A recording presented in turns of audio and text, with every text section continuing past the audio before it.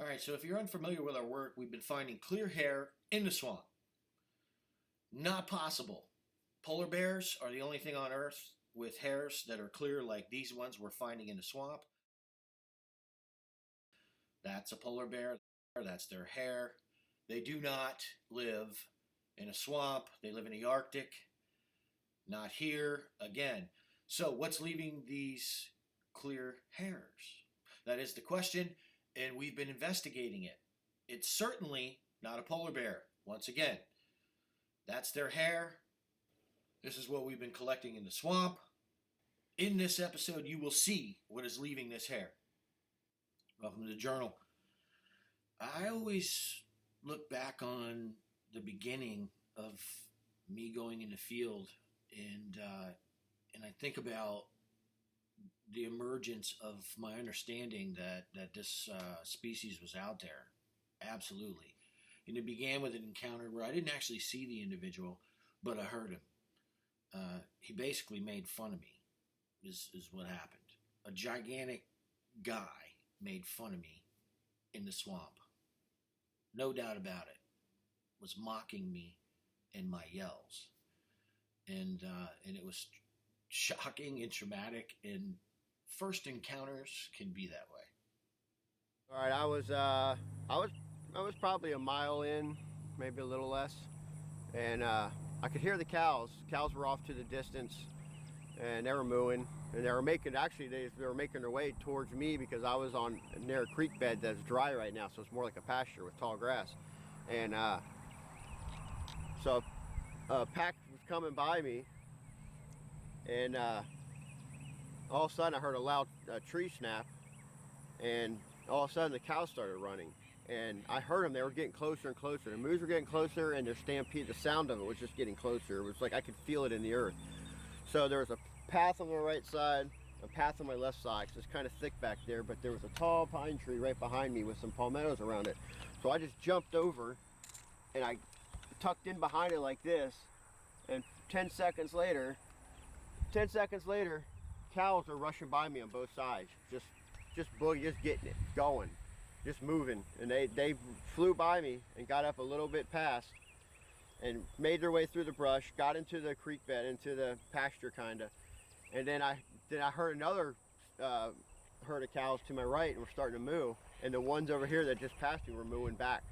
So they were letting them know, they were, okay, where are you at, and he was talking back to the female that was mooing to him.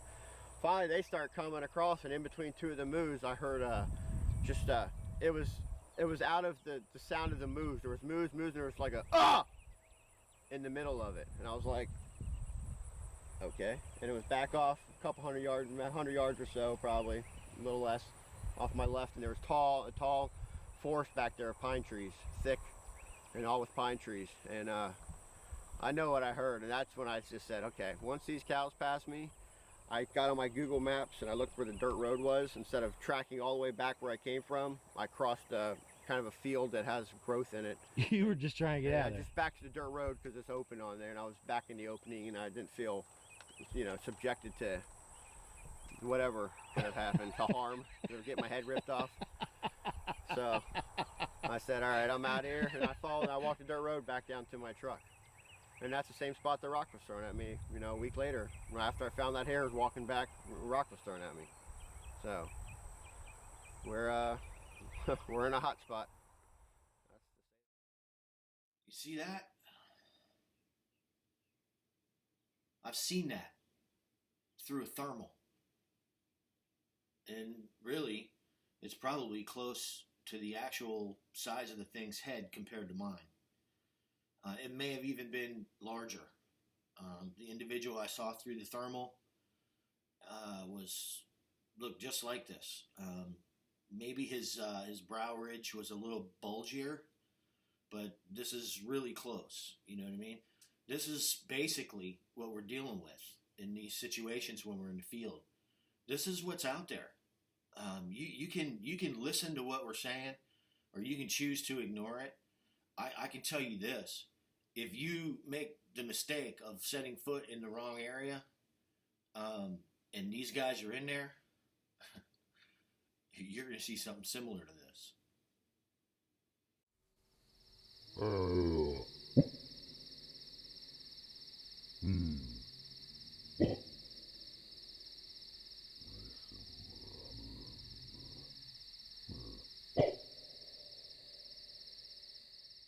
What's up, guys? Welcome to the Bigfoot Researchers Journal. We got a good episode today, man. We're going to be reviewing that footage we had in our last episode where you see that thing hop and then duck, right? It comes up, takes a peek, hops across something, or appears to hop, and then ducks down and disappears, right? Brian and I went back to the location, found the exact spot, went in and investigated, found out there was some log fall there, some branches, big ones, and it turns out, more than likely, that thing did hop over that way. But check this out. While we were there, so were they. All right, first let's take a look at last week's footage of that little guy hopping. You can see the left-hand corner. I've highlighted it. It's up there. This is real speed. I'm going to zoom in now. And this is actual speed, real time. Now, you can't even see the hop. It's so fast. You have to really look to see it. This is how they're able to move. If they want to, they can turn on an explosive speed instantaneously. This thing goes from standing still into that hop and lands. That's real actual speed of the film. If we were to measure how fast that 8 or 9 foot jump was, I'm quite sure it would be something ridiculous that we would consider to be unnatural, though it's perfectly natural with the musculatures of these creatures. So we've caught this kind of thing on film before. This is one of our primary spots, the creek bed. There's a group of them here, and as we pulled in on this particular day, I looked to my left as I was pulling in the car, and I saw an upright figure moving between the trees. Keep in mind that if you can see into that tree line, you're seeing above the 6 foot high mark. There's a depression in there. It's a creek bed. If you can see something in there, it's big. I got out of the car real quick and started to scan the tree line with my camera. Yes, that was a car that just went by. And that's the ridiculousness of the situation here in South Florida with these unclassified creatures, right? So I'm looking in the tree line and I'm like, man, I know I saw something back there, and I'm trying to confirm it. And eventually right here, after breaking down the film, I was able to see the individuals that were actually in the tree line, but we caught one that was actually standing there in the spot we throw the apples, and it ducks. So here I am, real-time footage. I've seen something in there moving through the trees, and I'm trying to identify the actual spot where this thing is. And I could go back and examine this film. I guarantee you I'd find some other stuff going on here. Like this guy right here in the center of the screen. I'm going to zoom in now, and here's one of them. It's a member of the group. So hard to see these things. That's a Sasquatch. That's one of the individuals in the groups we're studying. And he's there in the same spot they're always in, waiting for us to throw apples. So anyway, I keep searching here in real time. Eventually, I see this thing. I see it, it ducks, and it throws something up in a tree, right? Ducking, and it throws something up in a tree. If you watch closely when it ducks, you can plainly see this figure. Again, the reason we can see that thing above the foreground ground brush is it's gigantic. It's huge. And you see the duck, and then it throws something up in the tree, right? Now pay attention to that duck. Whoosh, whoosh, whoosh. The speed. Look at how fast. Again, if you can see that, and you can, it's huge. And so how does this compare to the speed and the actual ducking movement of the other footage? Let's take a look. It's ridiculous. It's the same type of speed. And really, this kind of movement represents an ability to process information much faster than I think we're capable of. So we're seeing something that has a 12-cylinder brain that's processing information much faster, enabling it to engage in these high speeds and accomplish these fluid motions. Um, this is something that's very common in gibbons. Gibbons are thinking 5 steps ahead, and they're able to process that information. If you watch some videos on gibbons, you're going to be freaked out at the movements they're capable of. This is very similar. I mean, this thing is fast. There's no getting around it. That's 50% speed, and it's still quick. Look at this. There's that duck. There's that duck. Same thing as this. I think we've got the same species here, miles apart, and this is a really big one in a creek bed. Keep in mind, again, if you can see that individual and he's well above the foreground, he's enormous. That thing's at least 12 to 15 feet in the background of that tree in the foreground. It's huge. That brush at the bottom of your frame, that's right around 6 feet, the tops of those. This is a big thing back there. So again, while this is extreme similarity in speed, it also points to an ability to process information much faster than what we can do.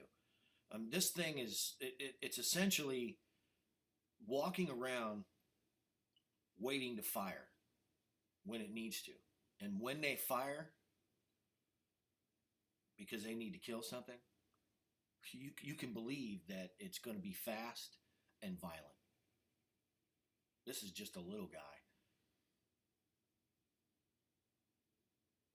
Look at this speed and agility.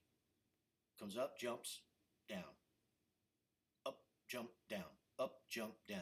Up, jump, down. Up, jump, down. Think about the speed of that. Up, jump, down. Up, jump, down. That thing's brain is working. Up, jump, down. Up, jump, down. Think about the decision making in the wilderness, that the rate you would have to be processing in order to do this. Brian and I actually found the spot, went back in and took a look. This is me approaching. So here's the actual spot where he was behind these, coming through here. Right now, these are at chest level. These little plants, this is chest level. And so that's why I say it was a young one. He was right in here, and more than likely he was hopping over this log right here. Look, man, you see this? There's the log he jumped over right there. So here's that footage, and you can see there's something back in there. It jumps and then it ducks, right? It's jumping over that wood pile. There it is, jumped, boom, lands. Oh God, ducks. He hopped over it, and he did it in one jump, and he was right about here when he landed. So that was a, knocked down. I would say that, Brian, this is a 8-foot jump, and it was like nothing. And right here he ducked down. You could mimic it because I got it on my camera right now. Yeah. Well, do me a favor and run through it real quick. Well, let me stash this clear here that I just found on the fence. Oh my God, okay. I can't jump that far. What do you want me to do? This is pretty close to the angle. Go on the other side of the tree. There you go.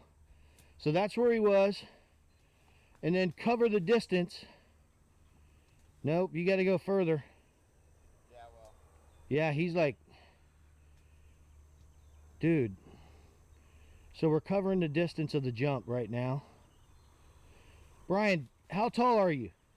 5'10". Okay, Brian is 5'10". Stand straight up. So the top of those, like the tips of the ones to your right. So the individual could have been 6 feet, close to it, maybe a little shorter. Let's go back and look at footage and see. Yeah. All right. All right, so now we're going to take a look at this clip again because while we were there, and this is the beginning where I'm approaching it, Brian is behind me. There are Sasquatch in this saw palmetto head right now, and I'm going to show them to you. But here's one of them, and it's a good shot too, man. This is the forehead of a legitimate wild Florida relic hominoid.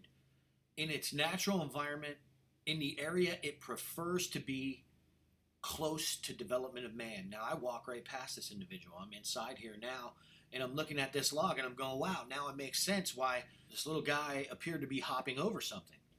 And then Brian's coming up behind me. So Brian is actually walking right past him right now. As I'm filming this, Brian's within 3 to 5 feet of this individual who actually did not leave, as you're going to see. So keep in mind that right now, behind us, there's at least one. I think there's a couple. I don't know whether the one that we caught that we're going to show you is the same as the one I just showed you. I almost think that there's probably 2 young ones. But, you know, I got to document further. So right here is when he starts to appear, and I'm going to pause it. When I get back to this spot, I'm going to use the camera, and I'm going to zoom in, and that's when we catch him. He's there now. Watch this.